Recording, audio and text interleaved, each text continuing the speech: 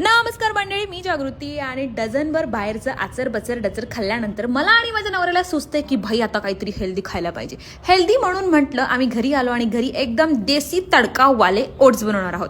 मस्तपैकी जिरं मोहरीची फोडणी, कढीपत्ता तडतड तडतड तडतडू द्यायचा आहे आणि मग त्याच्यामध्ये टाकायचा आहे कांदा. आणि कांदा अशा पद्धतीने छान झापझूप मस्तपैकी नेहमीप्रमाणे आपला गोल्डन ब्राऊन होऊ द्यायचा. आणि मग याच्यामध्ये देसी म्हटलं म्हणजे जे काही आपण सगळं भाजीत जेवढ्या असतील नसतील घरच्या सगळ्या भाज्या टाकून द्यायच्या. टमॅटो, वटाणे, कोथिंबीर, ॲज युज्युअल आपल्याला कोथिंबीर लागतेच, थोडी धने पूड वगैरे असं सगळं घालायचं. आणि मग याच्यामध्ये जसे मी भाजी करते ना तसेच हे मसाला देसीवाले ओट्स बनवते एकदम मस्त.